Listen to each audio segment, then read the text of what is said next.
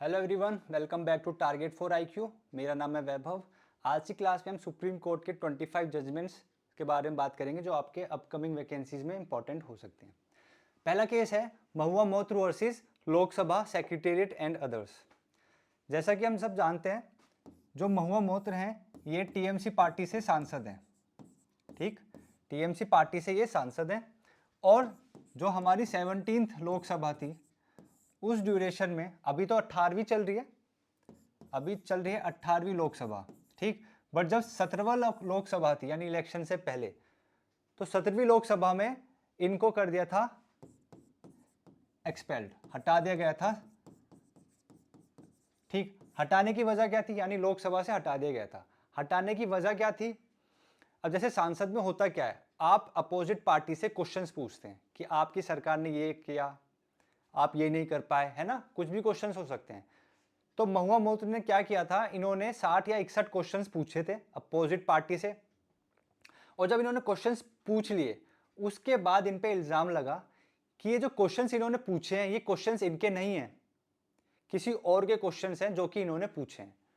और इन पे इसके साथ साथ एक इल्जाम और लगा जिसे बोलते हैं कैश फॉर क्वेरी, यानी कि आप अगर क्वेश्चंस पूछोगे तो उन क्वेश्चंस के पूछने के बदले आपको पैसे मिलेंगे या कुछ रिवॉर्ड मिलेगा। तो इन पे ये इल्जाम लगा, यानी कि इनको एक्यूज कर बनाया गया और इस बेसिस पे इनको लोकसभा से हटा दिया गया। ठीक, अब इल्जाम भी ये लगा कि जो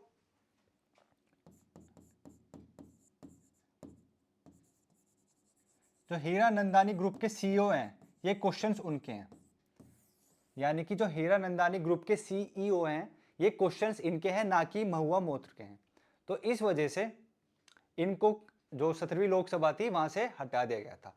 जब वहां से हटा दिया तो इन्होंने फिर सुप्रीम कोर्ट में अपनी याचिका डाली। तो सुप्रीम कोर्ट ने जो हमारे लोकसभा के सेक्रेटेरिएट हैं उनसे भी पूछा कि आपने किस ग्राउंड पे इनको एक्सपेल्ड किया है लोकसभा से। ठीक, अभी 18वीं लोकसभा चल रही है, 18वीं लोकसभा में ये सांसद हैं, बट 17वीं में इनको एक्सपेल्ड कर दिया गया था, हटा दिया गया था। तो उनसे यही पूछा गया है कि आपने हटाया तो किस वजह से हटाया। जजिस के नाम याद रखना, justice Sanjiv Khanna and Dipankar Datta. Case का नाम Mahua Moitra versus Lok Sabha secretariat and others. ठीक, सेकंड क्वेश्चन है हमारा, सेकंड जो हमारा केस है वो है in re right to privacy of adolescent.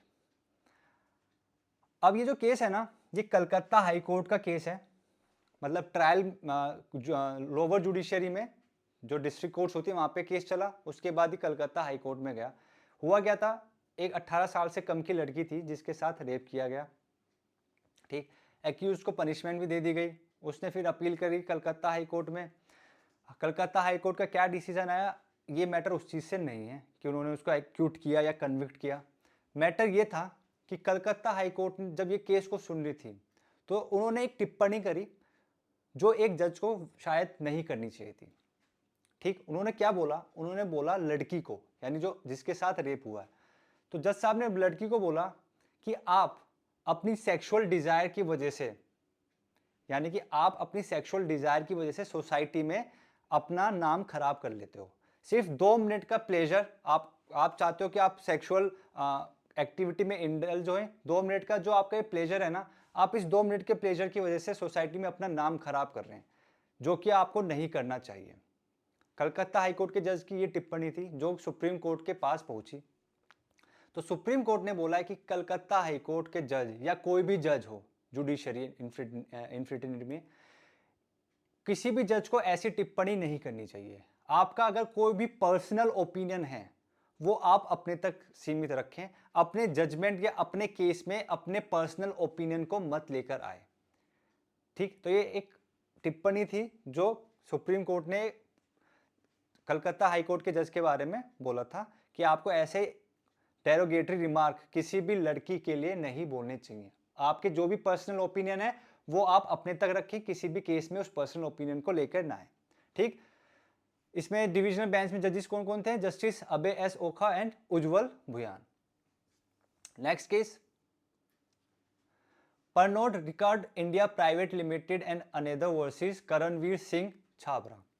ठीक, इसमें 3 जजेस बेंच थी, हमारे सीजेआई साहब भी थे, justice DY Chandrachud, justice BB Pardiwala and justice Manoj Mishra. अब इस वाले केस में ना हुआ क्या था, ये एक केस ट्रेडमार्क से रिलेटेड है। ठीक, एक लिकर कंपनी है, शायद आपने नाम भी सुना होगा, ब्लेंडर स्प्राइट, ऐड भी आते रहते हैं। ठीक, ब्लेंडर स्प्राइट के जो ओनर है परनोड रिकर्ड, इन्होंने केस सुप्रीम कोर्ट में केस फाइल किया है, किसके अगेंस्ट? इंदौर की एक कंपनी है जिसका नाम है जेके एंटरप्राइजेस। ये जो जेके एंटरप्राइजेस कंपनी है, ये भी लिकर बनाती है, एक शराब की बोतल बनाती है, और उस बोतल का नाम है लंडन प्राइड। बोतल का क्या नाम है? London pride. तो आप खुद सोचिए, एक कंपनी का नाम है ब्लेंडर्स प्राइड और एक कंपनी का नाम है लंदन प्राइड। ठीक, इस कंपनी की जो बोतल है ब्लेंडर्स प्राइड की, और जो इस कंपनी की बोतल है लंदन प्राइड की, दोनों की बोतल सेम है, यानी उनका जो स्ट्रक्चर है ना बिल्कुल हूबहू सेम है। जब इनका स्ट्रक्चर सेम है दोनों बोतलों का, दोनों कंपनीज की बोतल का नाम भी सेम है, लास्ट में प्राइड प्राइड है, तो ब्लेंडर्स प्राइड की कंपनी ने लंदन प्राइड की जो कंपनी है जेके एंटरप्राइजेस, इनके खिलाफ केस फाइल कर दिया ट्रेडमार्क से रिलेटेड, कि इन्होंने मेरा नाम यूज किया है प्राइड वाला, जो कि काफी फेमस है हमारी जो लिकर है उसके लिए, और इनका जो स्ट्रक्चर है बोतल का वो भी हूबहू बिल्कुल सेम है। इससे ना लोगों में कंफ्यूजन हो रहा है, वो लंदन प्राइड को ब्लेंडर्स प्राइड समझ के खरीद रहे हैं। तो इस वजह से सुप्रीम कोर्ट में केस गया। सुप्रीम कोर्ट में जब ये केस चल भी रहा था ना, तो जो एडवोकेट थे वो उन दोनों बोतलों को सुप्रीम कोर्ट में लेकर आए और दिखाया जजिस को कि साहब देखिए, ब्लेंडर्स प्राइड की बोतल ऐसी होती है, लंदन स्प्राइट्स की है, और देखो दोनों में कोई डिफरेंस नहीं है। ठीक, जजिस ने देखा, उसके बाद एडवोकेट ने इवन ये भी बोला कि साहब आपने अगर देख लिया हो तो मैं इन बोटल्स को अपने साथ घर ले जा सकता हूँ। तो एक थोड़ा फनी इंसिडेंट हो गया था। ठीक, तो सुप्रीम कोर्ट ने क्या बोला है, सुप्रीम कोर्ट ने जो इंदौर की कंपनी है जेके एंटरप्राइजेस, जो लंदन प्राइड की बोतल बनाती है, उनको बोला है कि आप अपनी या तो बोतल का स्ट्रक्चर और नाम चेंज करिए, अदरवाइज आपका लाइसेंस जो है वो हम कैंसिल कर देंगे। क्योंकि मैटर किस चीज का है? मैटर है आपका ट्रेडमार्क इंफ्रिंजमेंट से रिलेटेड। ठीक, तो ये था हमारा जजमेंट। नेक्स्ट जो जजमेंट है उसका नाम है राजीव गुप्ता वर्सेस अजय मिश्रा। इसमें जजेस कौन कौन थे? जस्टिस बेला एम त्रिवेदी, जस्टिस पंकज मित्तल। इस जजमेंट में क्या हुआ था, जो हमारे मिनिस्टर थे, होम मिनिस्टर अजय मिश्रा तैनी, इन पे ना मर्डर का केस लगा हुआ था, और इस केस में इनको अब एक्यूटल कर दिया गया है, यानी कि उनको गिल्टी नहीं माना गया, उनको नहीं माना गया कि उन्होंने अपराध किया है। तो इस केस में उनको एक्यूटल कर दिया गया है। नेम का नाम है Rajeev Gupta versus Ajay Mishra. Next case है Aligarh Muslim University versus Naresh Agarwal and others. जैसा कि हम सब जानते हैं, एएमयू यानी अलीगढ़ मुस्लिम यूनिवर्सिटी पे ये क्वेश्चन उठ रहा है माइनॉरिटी से रिलेटेड कि ये माइनॉरिटी यूनिवर्सिटी है या नहीं। ठीक, ये काफी लंबे समय से क्वेश्चन था एएमयू से। तो पहले तो ये 5 जजेस बेंच के पास गया था मैटर, फिर जब लगा कि 5 जजेस बेंच में नहीं जाना चाहिए, तो ये 5 जजेस के बाद 7 जजेस बेंच के पास गया है। तो आपका ये क्वेश्चन ही बन सकता है प्रीलिम्स में, कितने जजेस की बेंच ने केस को सुना? पहले तो 5 सुन रहे थे, बाद में 7 हो गए। और जजेस के नाम क्या है? तो नाम क्या है? पहले हमारे सीजे साहब हैं, दूसरे जस्टिस संजीव खन्ना, थर्ड दीपांकर दत्त, सूर्यकांत, जेबी पार्डीवाला, मनोज मिश्रा, सतीश चंद्र शर्मा।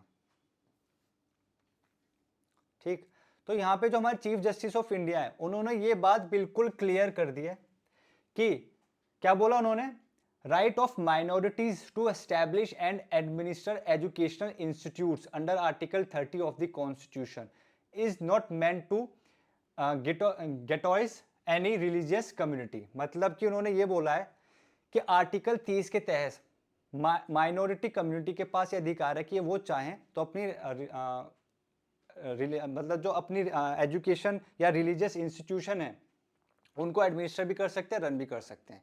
ठीक, इसका मतलब ये नहीं है कि अदर कम्युनिटी के बच्चे अगर वो कोई भी एजुकेशन इंस्टीट्यूशन रन कर रहे हैं, अगर कोई भी एजुकेशन इंस्टीट्यूशन रन कर रहे हैं तो इसका मतलब ये नहीं है कि किसी भी और धर्म के बच्चे उसमें नहीं पढ़ सकते। पहली बात उन्होंने ये क्लियर करी। दूसरी बात उन्होंने बोली है कि आज की तारीख में जितनी भी माइनॉरिटीज इंस्टीट्यूशन है वो बिना गवर्नमेंट की सहायता से नहीं रन हो सकती, यानी गवर्नमेंट की सहायता उनको चाहिए आज की तारीख में। उन्होंने सीजीआई साहब ने ऐसा क्यों बोला? क्योंकि जो अपोजिट पार्टी थे, जो जिन्होंने क्वेश्चन उठाया था एएमयू की माइनॉरिटी से रिलेटेड, उन्होंने ये बोला था कि ये जो माइनॉरिटी इंस्टीट्यूशन है ये गवर्नमेंट से एड लेती है, मदद लेती है, तो इस वजह से अब ये माइनॉरिटी इंस्टीट्यूशन में नहीं काउंट होगी। बट सीजीआई साहब ने क्या बोला कि आप अगर माइनॉरिटी इंस्टीट्यूशन है वो गवर्नमेंट से हेल्प ले रही है, तो इसका मतलब ये नहीं है कि वो माइनॉरिटी इंस्टीट्यूशन का जो उनका धब्बा है, जो उनका सॉरी धब्बा बोल रहा हूँ, जो माइनॉरिटी इंस्टीट्यूशन का है वो वहाँ से हट जाएगा। आज की तारीख में माइनॉरिटी इंस्टीट्यूशन को भी जरूरत है कि वो गवर्नमेंट से मदद ले, उनकी हेल्प ले अपने इंस्टीट्यूशन को रन करने के लिए। ठीक, तो इस केस में ये हेल्ड हुआ था। आपको याद रखने जजेस 7 जजेस थे और कौन कौन से जजेस थे। नेक्स्ट केस है ये हमने कवर कर लिया है। नेक्स्ट केस ऑल इंडिया जजेस association versus union of India. 3 जजेस बेंच थी। पहले जज थे हमारे सीजीआई साहब, दूसरे जस्टिस जेबी पार्डीवाला, थर्ड जस्टिस मनोज मिश्रा। आप सब जानते हैं सेकंड जुडिशियल पे कमीशन हमारे इंडिया में लागू हो चुका है, यानी कि जो भी अब जजेस हैं उनको सैलरी, जितने भी अलाउंसेस हैं, फैसिलिटीज़ है, वो सेकंड जुडिशियल पे कमीशन अकॉर्डिंग ही उनको मिल रही है। तो पहले नहीं मिल रही थी, तो हाई कोर्ट ने क्या किया था, सुप्रीम कोर्ट ने डायरेक्ट किया था कि जितनी भी स्टेट हाई कोर्ट्स हैं वो अपनी कमेटी बनाए और उन कमेटी का काम है ये देखना कि सेकंड जुडिशियल पे कमीशन लागू हुआ या नहीं। ठीक, तो केस का नाम और जजेस आप एक बार देख लीजिएगा। नेक्स्ट केस है बिल्किस याकूब रसूल वर्सेस यूनियन ऑफ इंडिया। 2 जजेस बेंच थी। पहले जज थे जस्टिस बीवी नागरत्ना, सेकंड जस्टिस उज्जवल भुयान। अब इसमें क्या हुआ था ना, जो बिल्किस बानो थी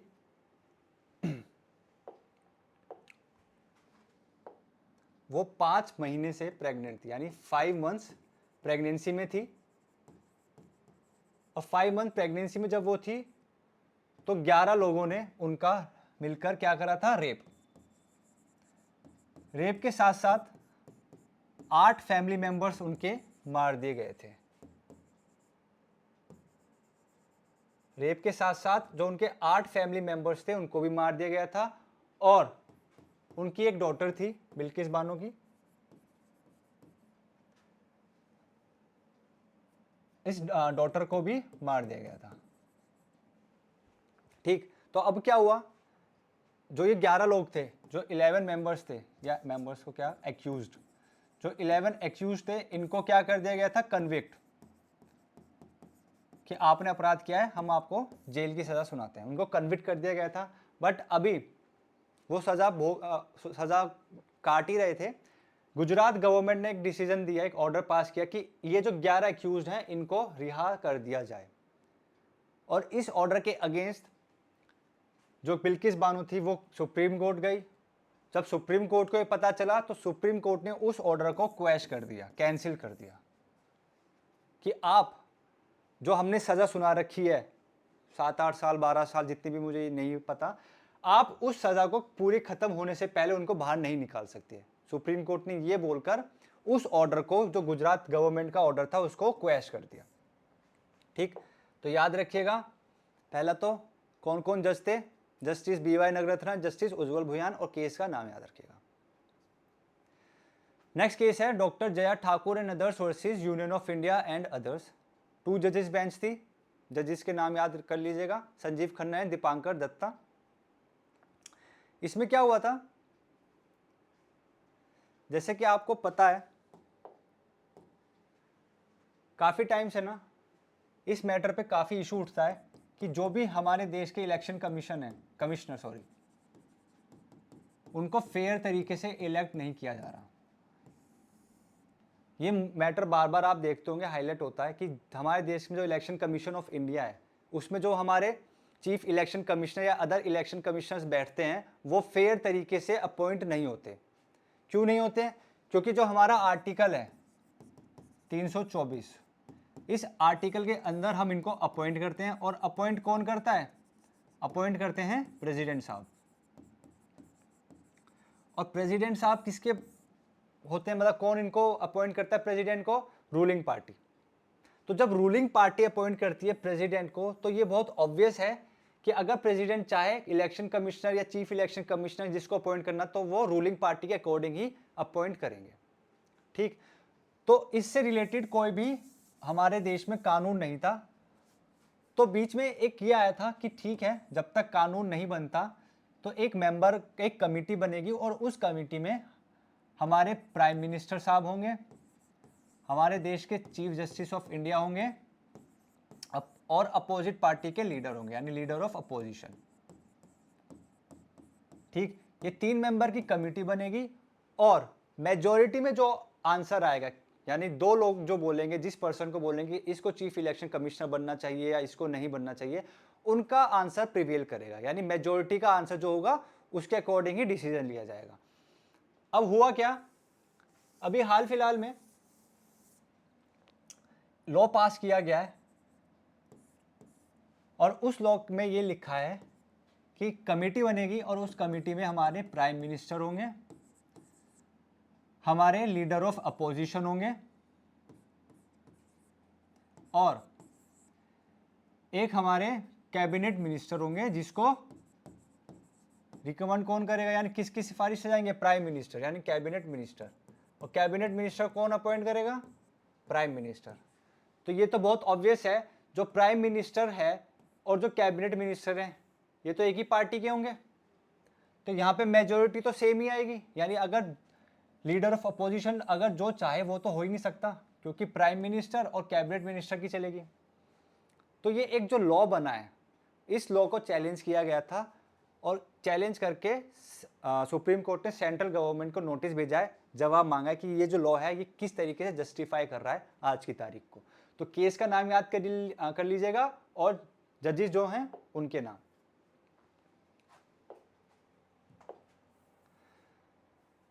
नेक्स्ट केस है Tushar bhai Rajnikant bhai Shah versus Shri Kamal Dayani and others. 2 जजेस बेंच थी, justice BR Gavai, justice Sandeep Mehta. इसमें क्या हुआ था, Supreme Court issues contempt notice to magistrate for remanding accuse to custody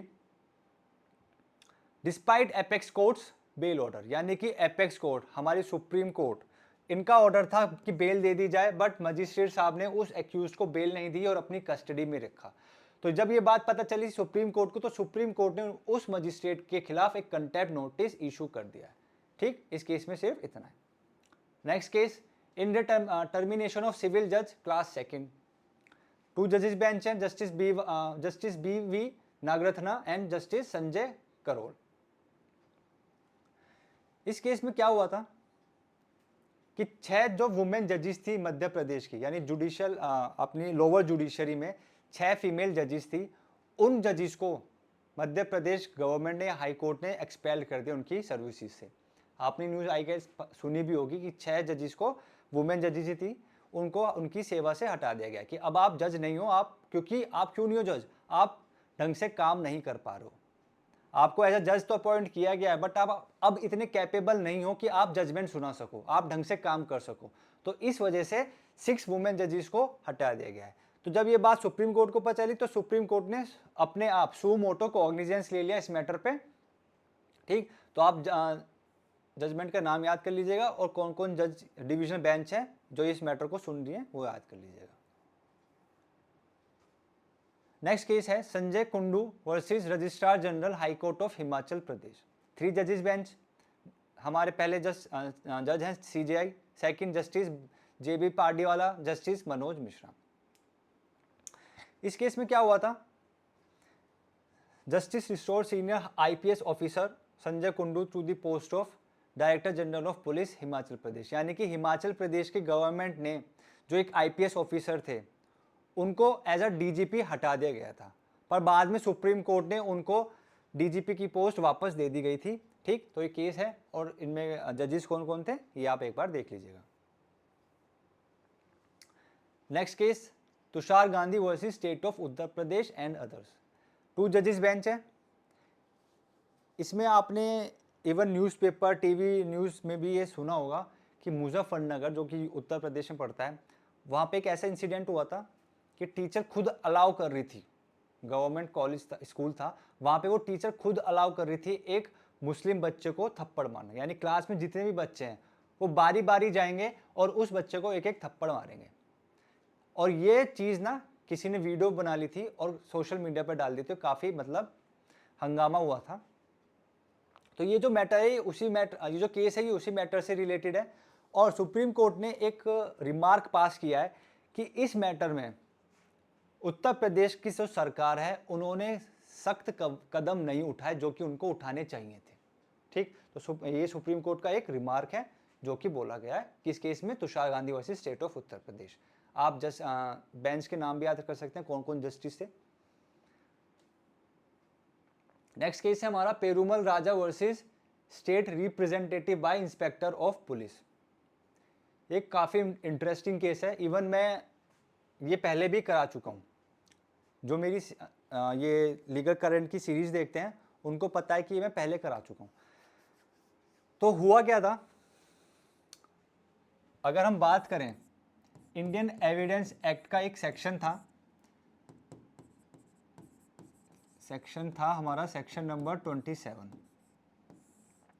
ठीक, सेक्शन नंबर 27 एक बात बोलता था कि अगर आपको कोई भी एक नई इंफॉर्मेशन मिलती है, पुलिस को, पुलिस कस्टडी में जो व्यक्ति है अगर वो एक नई इंफॉर्मेशन देता है और वो इंफॉर्मेशन केस से रिलेटेड होनी चाहिए, रेलेवेंट होनी चाहिए। ठीक, कि मैंने मर्डर किया है बट मैंने जो मर्डर का जो वेपन था या चाकू था जिससे मैंने मर्डर किया है वो मैंने अपने घर के पीछे जो गार्डन है वहां जाके छुपा रखा है। अगर वहां जाके पुलिस देखती है और उस वेपन को निकालती है, उनको मिल भी जाता है, तो वो जो इंफॉर्मेशन दी है ना वो रिलेवेंट हो जाती है।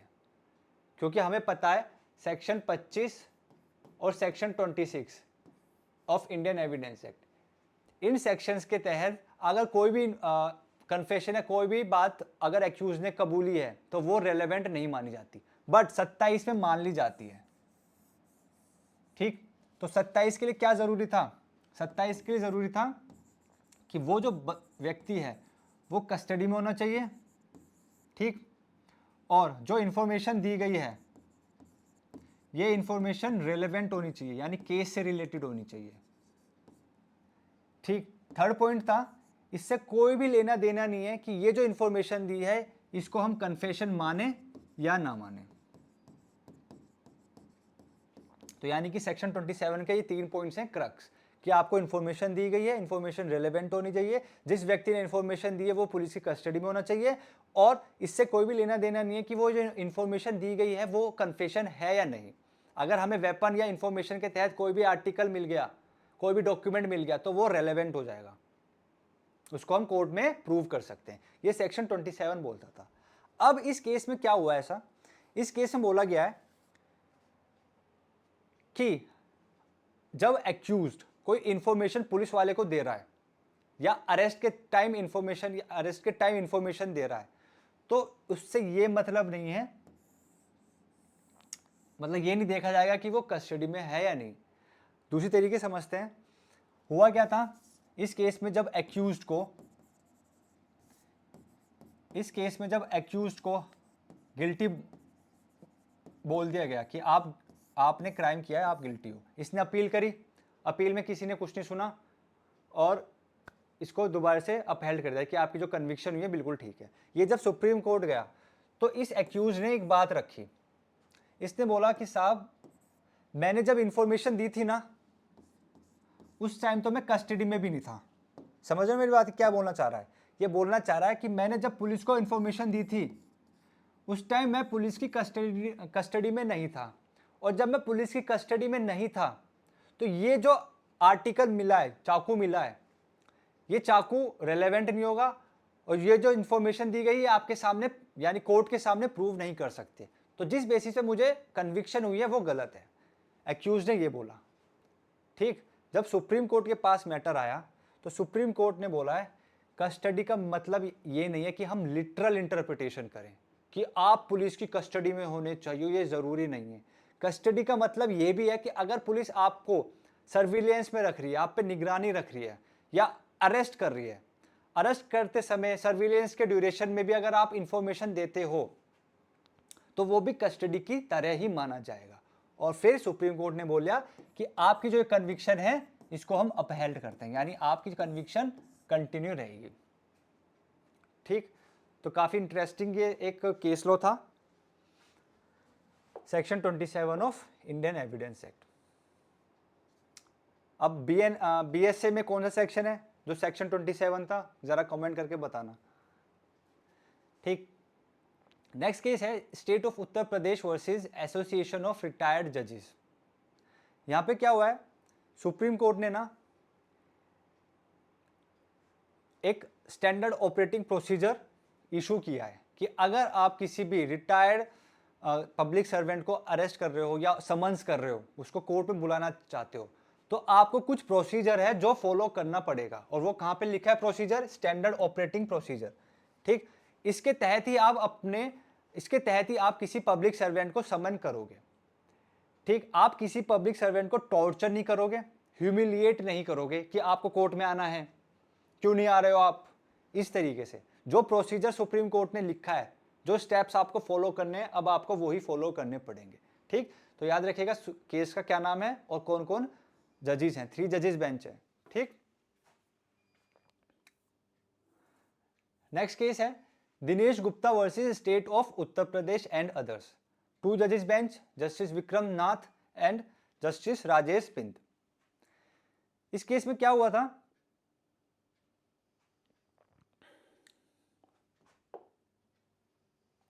एक लेट सपोज, मैं आपको जस्ट एग्जांपल दे रहा हूं, एक ए नाम का व्यक्ति था, उसने क्या करा, उसका ना एक सिविल नेचर का सूट था, यानी कि एक डिस्प्यूट हुआ और वो डिस्प्यूट क्या था, सिविल नेचर का, यानी कि उस डिस्प्यूट पे, उस बात पे सीपीसी अप्लाई होनी चाहिए थी।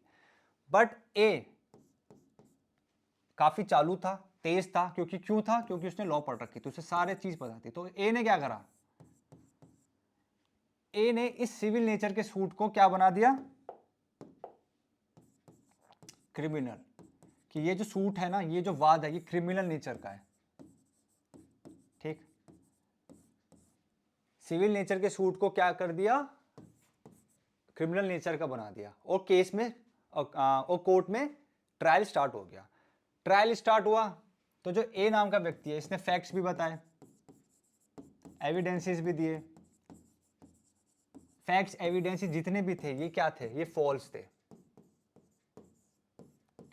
सुप्रीम कोर्ट को जब पता चला कि आप जो कोर्ट में आए हो क्रिमिनल नेचर का सूट लेके, वो वास्तव में क्रिमिनल नेचर का नहीं है, वो सिविल नेचर का है, और आपने क्रिमिनल नेचर का कैसे बनाया, झूठे तथ्य बताए, झूठे साक्ष्य दिए कोर्ट में।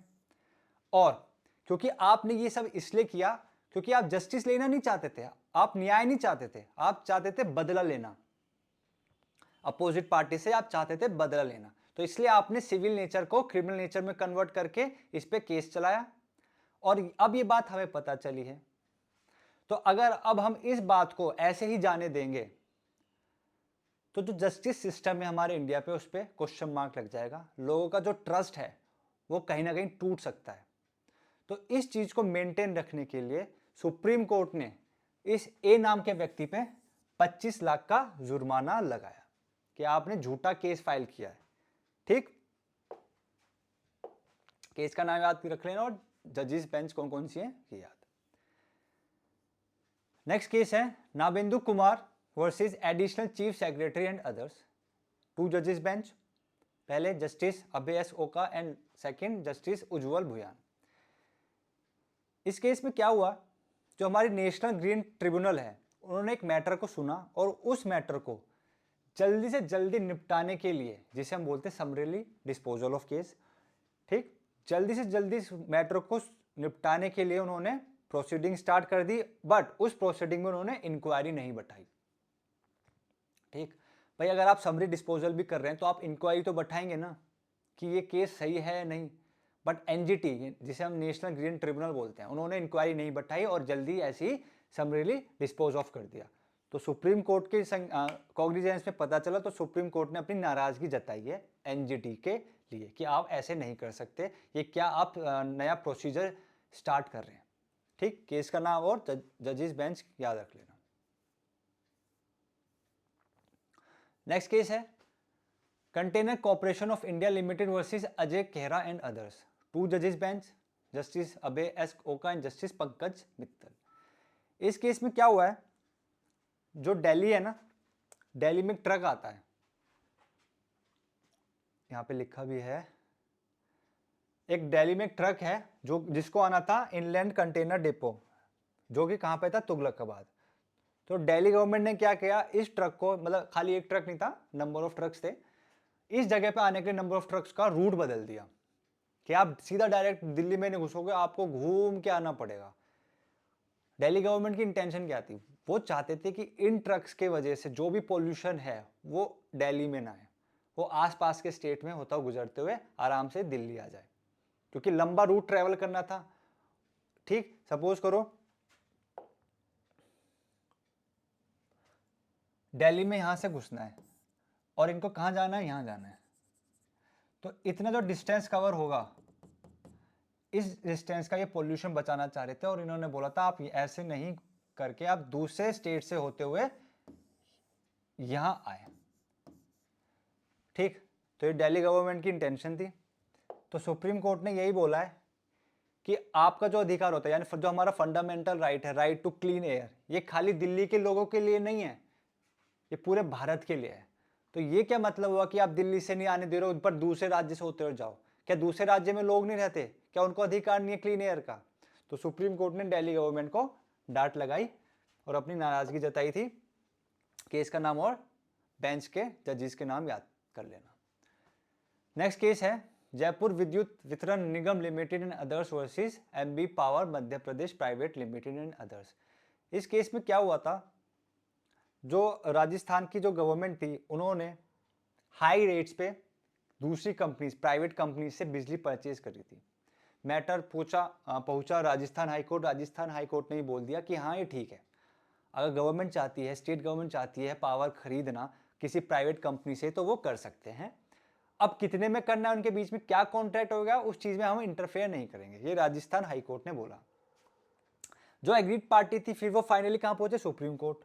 उन्होंने बताया कि अगर हाई रेट्स पे स्टेट गवर्नमेंट बिजली खरीदेगी, तो ऐसा तो है नहीं कि वो लो रेट्स पे ही फिर सिटीजन्स को देगी, स्टेट सिटीजन्स। तो इससे क्या होगा, जो उस स्टेट में लोग रह रहे हैं, अब उनको बिजली का जो रेट्स होते हैं वो इंक्रीज हो जाएंगे।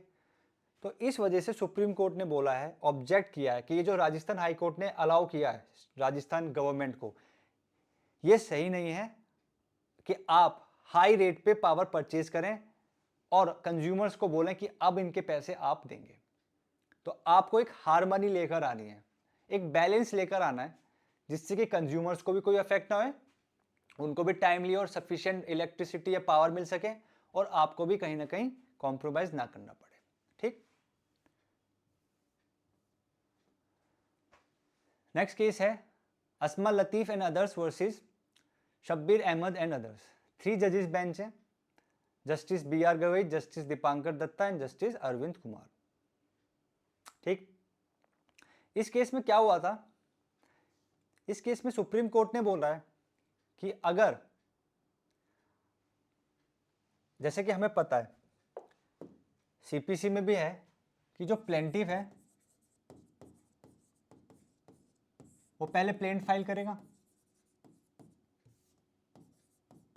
प्लेंटिफ पहले प्लेंट फाइल करेगा, फिर समन्स जाएंगे। भाई जिसके अगेंस्ट केस फाइल हुआ है कैसे पता चलेगा, समन्स के माध्यम से पता चलेगा। समन्स जाएंगे, फिर जिसके पास जाएंगे, डिफेंडेंट के पास, फिर डिफेंडेंट को टाइम मिलेगा कि इतने टाइम में आप अपना रिटन स्टेटमेंट कोर्ट में सबमिट करें। ठीक, अगर वो रिटन स्टेटमेंट कोर्ट में सबमिट नहीं करता, तो ये मान लिया जाता है कि ठीक है, आपके अगेंस्ट जो हमने केस बनाया वो आप एक्सेप्ट कर रहे हो, या तो एक्स पार्टी ऑर्डर पास हो जाएगा और इसके अगेंस्ट जजमेंट पास हो जाएगा। बट इस केस में क्या हुआ, जो हमारे डिफेंडेंट साहब हैं उन्होंने ना WS तो फाइल नहीं किया, उनको समन्स मिला कि आप आओ और टाइम से अपना WS फाइल करो, बट उन्होंने WS फाइल नहीं किया। तो इसका क्या मतलब है, इसका मतलब ये होना चाहिए था कि अब आपके अगेंस्ट जजमेंट पास हो जाएगा या एक्स पार्टी ऑर्डर पास हो जाएगा। बट इस केस में एक चीज और हुई, और वो ये हुई कि जो प्लेंटिफ थे वो डिफेंडेंट के अगेंस्ट भी केस प्रूव नहीं कर पाए। भाई डिफेंडेंट को तो केस लड़ना है, प्रूव करना है, चाहे अपोजिट पार्टी आए नहीं आए। तो जब प्लेंटिफ डिफेंडेंट के अगेंस्ट ही प्रूव नहीं कर पाया, तो जो निचली अदालत थी उन्होंने क्या करा, प्लेंटिफ ने प्रूव नहीं किया पहली बात, और दूसरी बात डिफेंडेंट ने WS फाइल नहीं करा, तो जज जो निचली अदालत थी उन्होंने क्या करा, डिफेंडेंट के अगेंस्ट ही केस सुना दिया। फिर सुप्रीम कोर्ट पहुंचा, तो सुप्रीम कोर्ट ने यही बोला कि आप ऐसे जजमेंट नहीं सुना सकते इस वजह से कि डिफेंडेंट ने WS फाइल नहीं करा। प्लेंटिफ ने भी तो अपना केस प्रूव नहीं किया, प्लेंटिफ की तो ड्यूटी बनती है केस तो प्रूव करे अपना। जब प्लेंटिफ ने ही अपना केस प्रूव नहीं किया तो इससे क्या फर्क पड़ता है डिफेंडेंट आए या नहीं आए। अगर प्लेंटिफ प्रूव करता और डिफेंडेंट WS नहीं प्रूव, मतलब WS सबमिट नहीं करता या आता नहीं, उपस्थित नहीं होता, अपनी अपीयरेंस नहीं करता, तो फिर आप एक्स पार्टी ऑर्डर कर सकते थे, जजमेंट पास कर सकते थे। बट यहां तो प्लेंटिफ ने ही अपना केस प्रूव नहीं करा, तो ये जो आपने जजमेंट सुनाया है इनके अगेंस्ट वो आपने गलत सुनाया है। ठीक, सुप्रीम कोर्ट का ये ऑर्डर था। Next case, Alagammal and others versus Ganesan and another.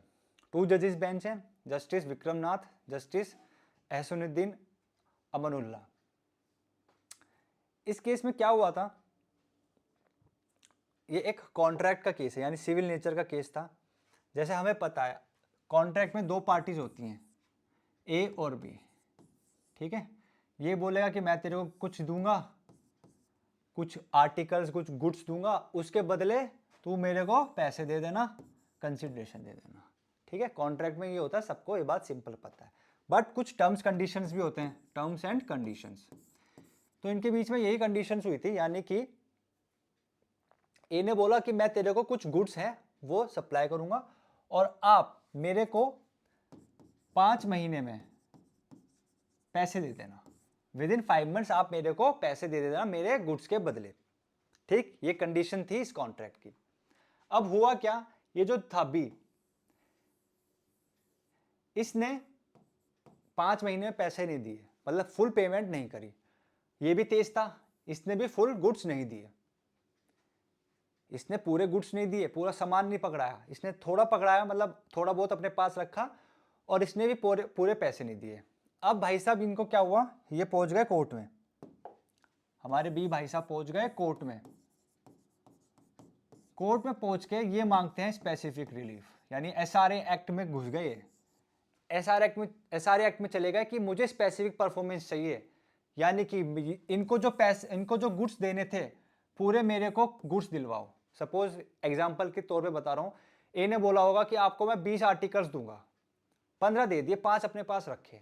तो बी भाई साहब बोल रहे हैं सर स्पेसिफिक परफॉर्मेंस कराओ, बाकी के जो 5 बच रहे हैं मुझको वापस दिलवाओ, मैं तभी पेमेंट करूंगा। तो सुप्रीम कोर्ट ने क्या कहा, सुप्रीम कोर्ट ने कहा जो टर्म्स और कंडीशंस थी पहले वो फुलफिल होनी चाहिए थी, आप तभी उसके बाद आप स्पेसिफिक परफॉर्मेंस के लिए क्लेम कर सकते थे। आपने टर्म्स कंडीशंस को ही फुलफिल नहीं करा तो आप स्पेसिफिक परफॉर्मेंस में कैसे आ सकते हो। तो ये सुप्रीम कोर्ट का ऑर्डर था। ठीक,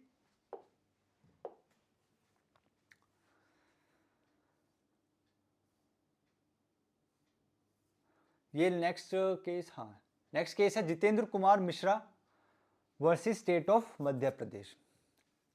2 जजेस बेंच है।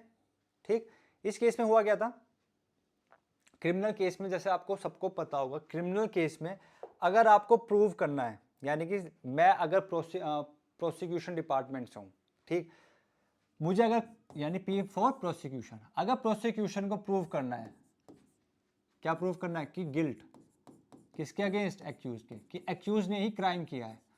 तो ये आप सबको पता है कार्डिनल प्रिंसिपल होता है क्रिमिनल लॉ का कि आपको अगर गिल्ट प्रूव करना है तो आपको जो बर्डन ऑफ प्रूफ है बियॉन्ड रीजनेबल डाउट प्रूव करना पड़ेगा,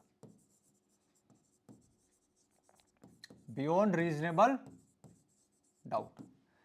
यानी कि इसका क्या मतलब है? इसका मतलब है कि जिस पार्टी को प्रूव करना है कि एक्यूज ने क्राइम किया है, उसको 1% भी डाउट नहीं छोड़ना है, अपने एविडेंस 100% देने, रीजनेबल डाउट से भी ऊपर कूद कर उस केस को प्रूव करना है। क्योंकि क्रिमिनल लॉ में यह बोला गया है कि अगर जज को लगता है 1% चांस भी कि एक्यूज ने क्राइम नहीं किया है, तो जज क्या करेंगे? जज उस 1% पे आपको छोड़ देंगे। क्या बोल के?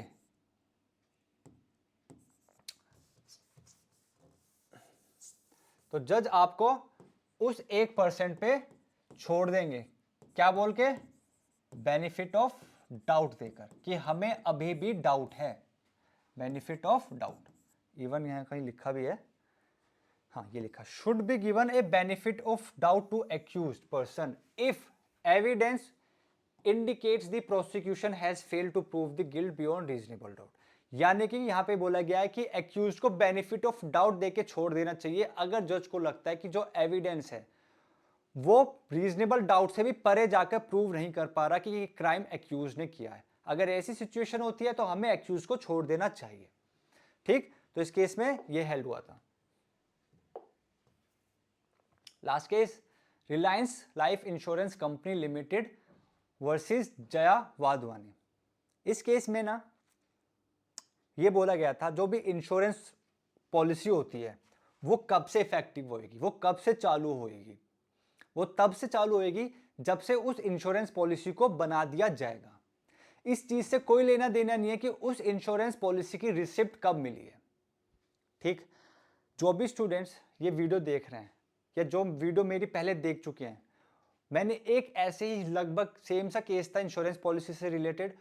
उसमें सुप्रीम कोर्ट ने बोला था जो इंश्योरेंस पॉलिसी है वो कब से मानी जाएगी? जब से आपने रिसिप्ट काट के दी है। और यहां पे कुछ और बोला गया है। तो मेरे दो जजमेंट्स आपस में कॉन्ट्राडिक्ट कर रहे हैं।